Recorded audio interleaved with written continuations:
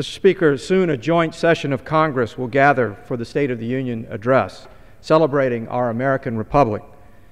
We have much to celebrate as a country, but there are also very deep philosophical divides.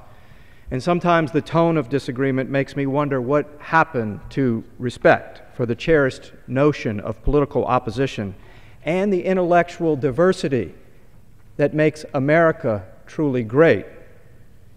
But, Mr. Speaker, abortion is probably the toughest issue you will not hear about in the State of the Union address.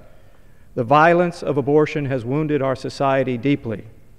For instance, the Gosnell case, which profiled late-term abortion atrocities in urban Philadelphia, shows what can happen when people become desensitized to death.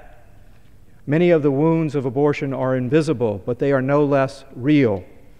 Mr. Speaker, so many persons are hurt by the act of abortion.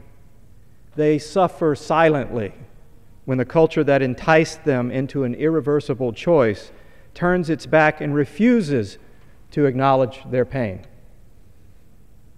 But, Mr. Speaker, with that said, there is also some good news. Those who have been hurt by abortion are speaking out. They are silent no more. And advances in ultrasound technology are also providing a window on the delicate beauty of human life in the womb. Mr. Speaker, droves of young people are responding to the truth of science. They are increasingly pro-life, and many are coming here next week to celebrate that beautiful gift of life at the March for Life. These young people are recognizing that the womb is a sacred place where children should be safe.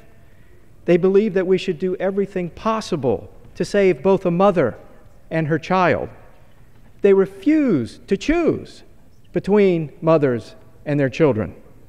But they are also not naive about the difficulties that some vulnerable women face when they find themselves pregnant, alone, or worse, threatened, coerced by an uncaring boyfriend, or worse yet, a medical doctor, into having an abortion.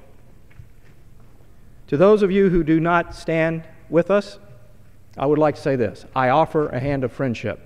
I'm pro-life. I believe that women deserve better than abortion. But maybe there's some areas where we can work together, where possible, to let, first of all, the healing begin. And as my good friend Dan Lipinski mentioned, maybe it's important in this area to end the taxpayer monies that go to abortion providers, because so many Americans oppose that use of their money as well. And there's one other area that we should work on.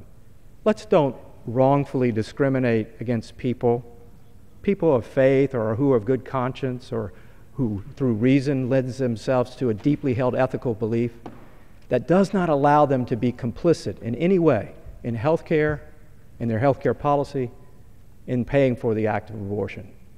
These are a few areas where I think we can transcend the political divide and do what is right and fair and just for women, children, and our society as a whole. Thank you, Mr. Smith.